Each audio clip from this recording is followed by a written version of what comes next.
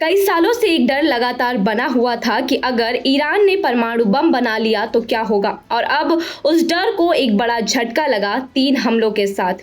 America ने वो किया जिसकी दुनिया आशंका कर रही थी। ईरान के 3 प्रमुख न्यूक्लियर साइट्स फोर्डो, नतांज और इस्फहान पर लक्षित सैन्य कार्रवाई की गई। तो क्या ईरान का न्यूक्लियर कार्यक्रम अब खत्म हो गया है? क्या तीसरे विश्व युद्ध का खतरा और बढ़ गया है? आइए जानते हैं इस रिपोर्ट में। इजराइल और ईरान के बीच हालात पहले से ही बेहद तनावपूर्ण थे, तभी अमेरिका भी खुलकर मैदान में आया। अमेरिकी राष्ट्रपति डोनाल्ड ट्रंप ने बयान जारी कर साफ कहा कि हाँ, हमले हमारे द्वारा किए गए हैं। हमला हुआ ईरान के 3 सबसे संवेदनशील और संरक्षित न्यूक्लियर प्लांट्स पर, फोर्डो, नतांज और इस्फहान। तीनों स्थानों पर जबरदस्त एयर स्ट्राइक हुई और अमेरिकी वायुसेना ने मिशन को अंजाम देकर सुरक्षित वापसी की। फोर्डो, ईरान का सबसे सुरक्षित प्लांट। ये प्लांट पहाड़ के भीतर जमीन से करीब 300 फीट नीचे स्थित है। इसकी डिजाइन ही इस तरह से की गई थी कि इसे हवाई हमलों से बचाया जा सके। कई सालों से यह जगह इजरायली हमलों से भी सुरक्षित रही थी, लेकिन इस बार अमेरिका ने भेजा B-2 स्टील्थ बॉम्बर।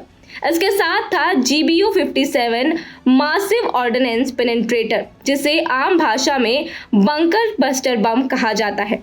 30,000 पाउंड वजनी ये बम बेहद कठोर सतह को भेद कर भूमिगत ठिकानों को नष्ट करने की क्षमता रखता है। रिपोर्ट्स के अनुसार फोर्डो साइट को गंभीर नुकसान पहुंचा है। नतांज, ईरान का यूरेनियम एनरिचमेंट सेंटर। यहाँ सैकड़ों हजारों सेंट्रीफ्यूज लगे हुए थे जो उच्च स्तर को यूरेनियम को प्रोसेस कर रहे थे। अमेरिकी हमले का एक प्रमुख निशाना यही था। ये प्लांट पहले भी साइबर अटैक और ड्रोन हमलों का निशाना बन चुका है, लेकिन इस बार हमला कहीं अधिक बड़ा और सीधा था। इस्फहान, जहां न्यूक्लियर रिसर्च और रॉ मटेरियल का निर्माण होता था, यहाँ यूरेनियम मेटल और रिसर्च रिएक्टर्स के साथ साथ सैकड़ों वैज्ञानिक काम कर रहे थे। अमेरिकी स्ट्राइक के बाद इन सुविधाओं को भी भारी नुकसान पहुंचा है। हालांकि स्वतंत्र स्रोतों से हुए नुकसान की पुष्टि अभी प्रक्रिया बाकी है। ये सिर्फ सैन्य हमला नहीं था, ये एक रणनीतिक संदेश था। अमेरिका ने यह स्पष्ट संकेत दिया है कि अगर कोई देश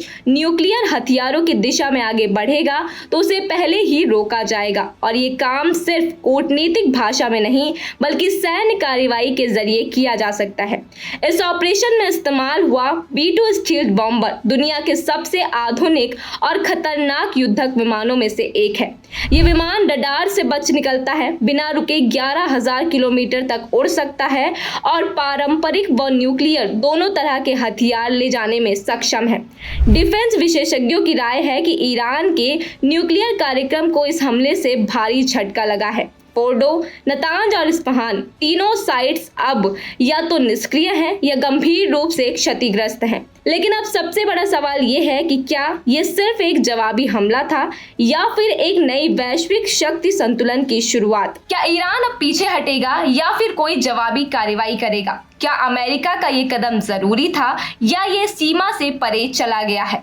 अब इस पूरी रिपोर्ट पर आपका क्या मानना है? हमें अपनी राय कमेंट बॉक्स में जरूर बताएं।